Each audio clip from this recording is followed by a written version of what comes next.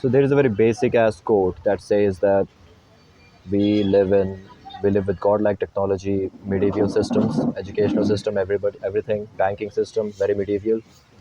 But then our biology is very old, and it seems like all three of those develop at a very different rate of change or rate of speed. Biology, very slowly. It would be like it would take what 20,000 years, 50,000 years to make one section of a biology to change.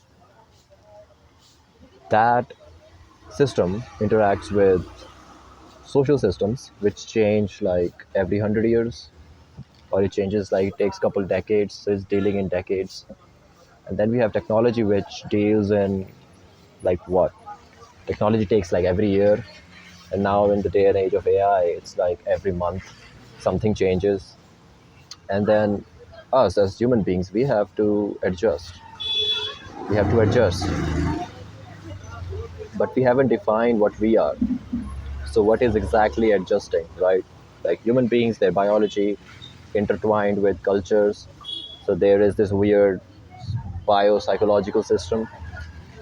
Is that biopsychological system trying to adjust to technology, or is it our pure biological system that is trying to adjust to psychological realities we have made, which will be societal rules, values, for example, and the technology that comes? Because the battle between technology and social systems, it's obvious.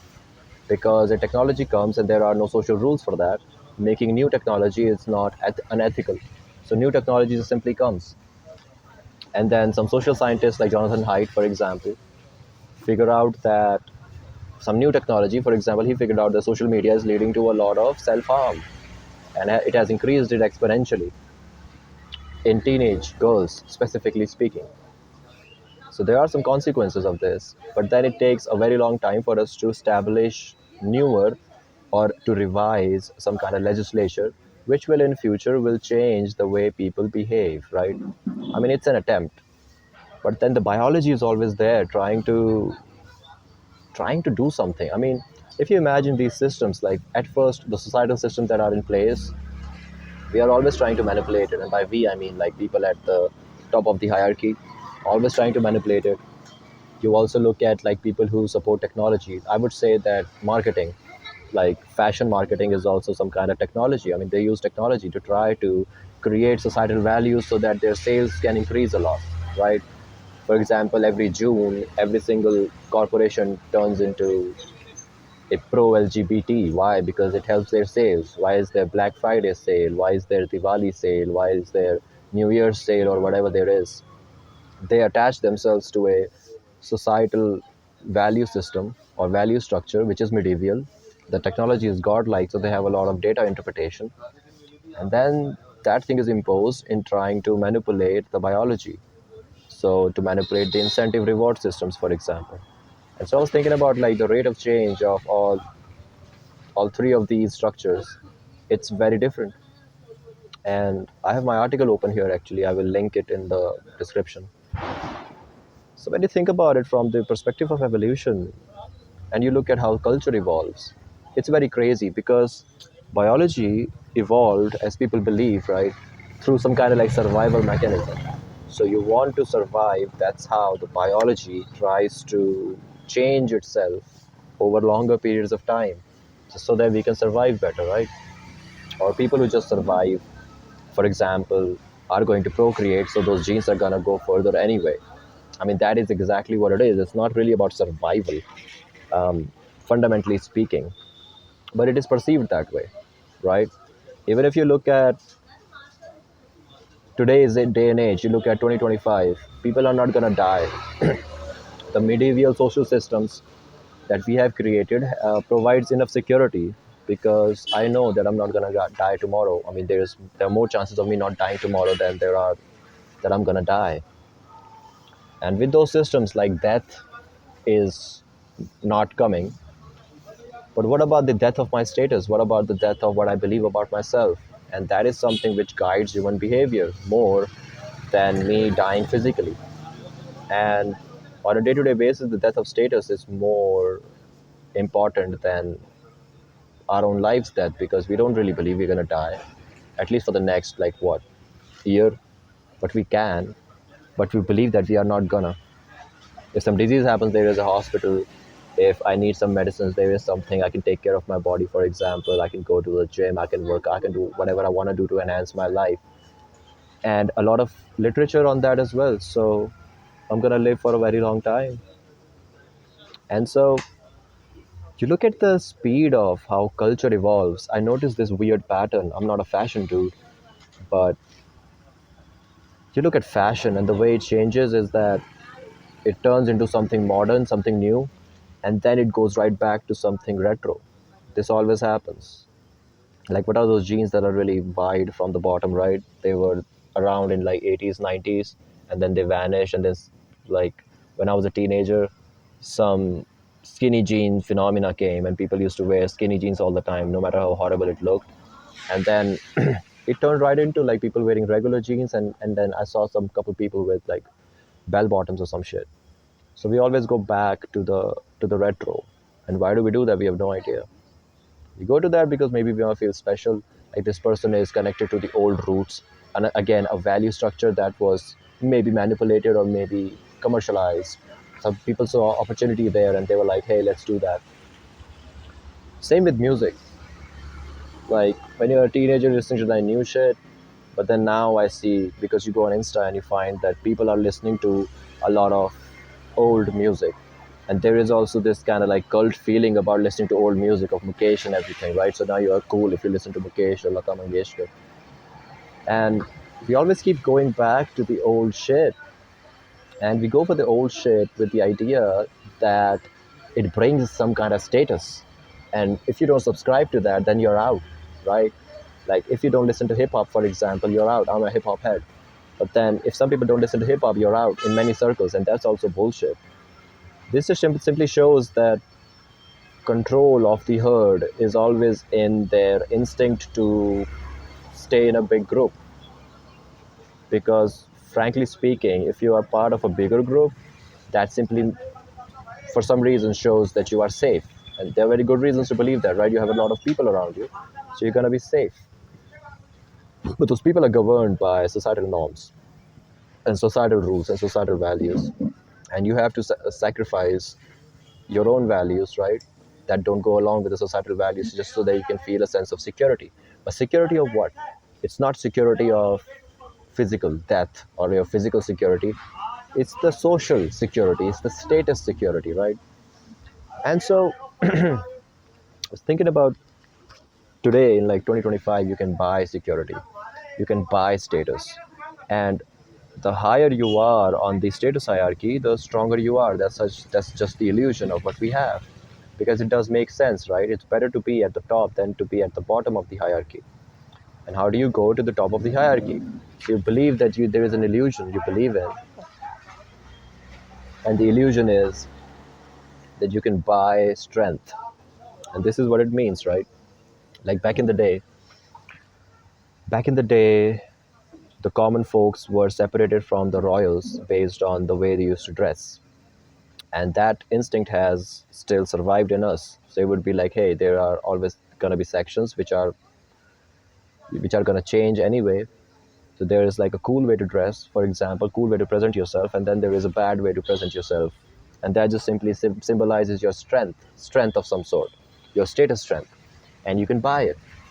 So now when people can buy it, they're going to buy it anyway. And that is what we see. That is what we clearly see, that we are living with an illusion that strength can be bought. And it's not really an illusion.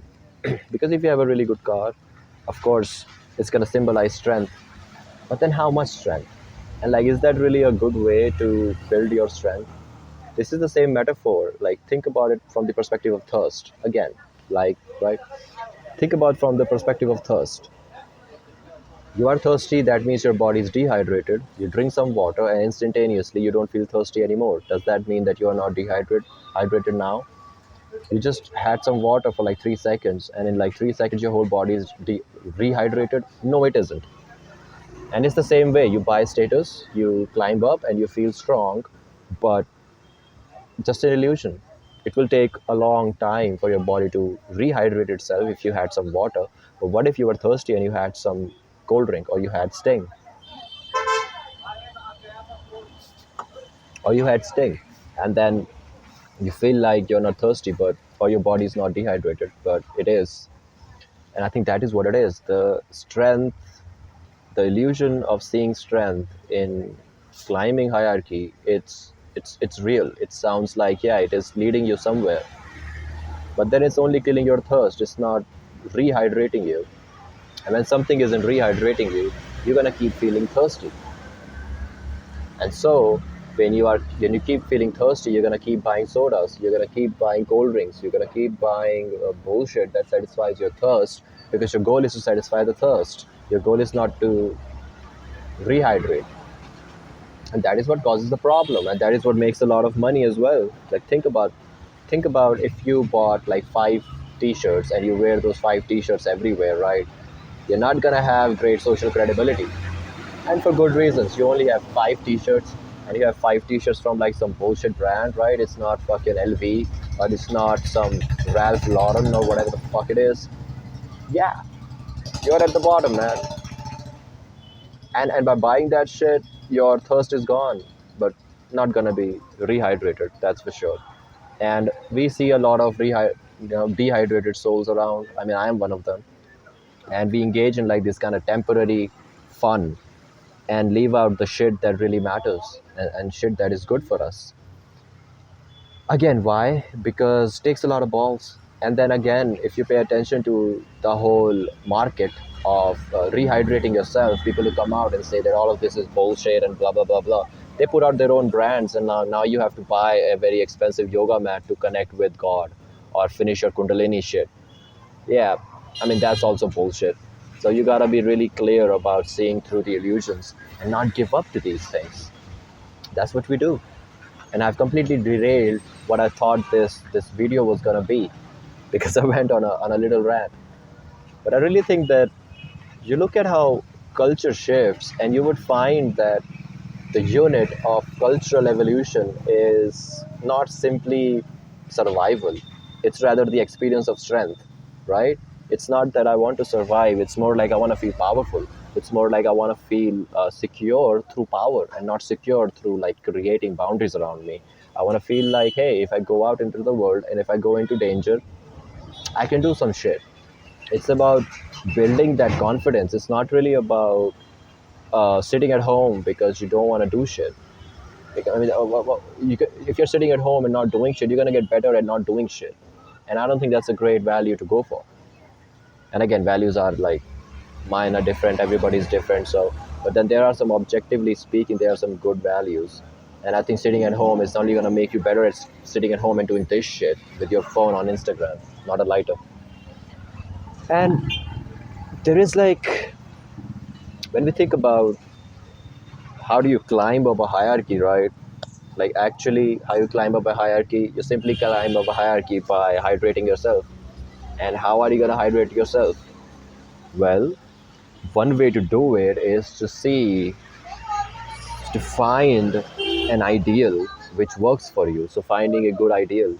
Again, I'm going to repeat myself. A good ideal is something which makes you wanna pursue something, which brings out fruits for you, right? So this will be a good ideal. And then a good ideal, like the quality of ideal, right, if it's good or bad, is judged by your actions. So the better your actions are, that's how good your ideal is. So having a good ideal is not about like sitting at home and thinking about some kind of ideal, but it's more about putting actions so that whatever ideal you have will have a better quality. That's how you have a good ideal, through actions. You don't have a good ideal by thinking.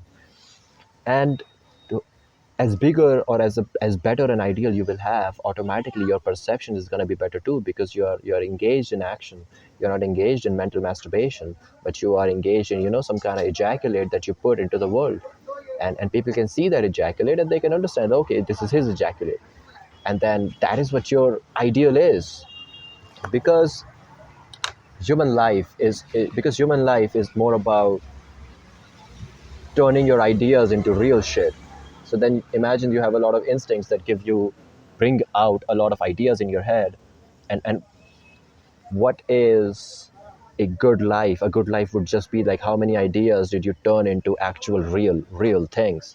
Because every single instinct inside of you wants to be real. It wants to be come out in front of your eyes and experience itself. So if you have a creative shit, if you have some kind of like need to be with people, have a good family, whatever, right? The instinct to have a good family inside of you, this would simply mean that you want to see a good family in front of your eyes, or you want to have some kind of your ideals turn into reality. That's what the thing is. And it's better to turn your good ideals into reality than to turn your bad ideals into reality. Again, having a good ideal or finding an ideal is not about sitting at home and thinking about some shit. It's about putting actions in and deciding the quality of your action.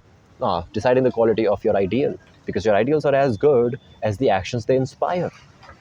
And your ideal is as good as your actions they inspire. So the better your actions are, that's how good your ideals are.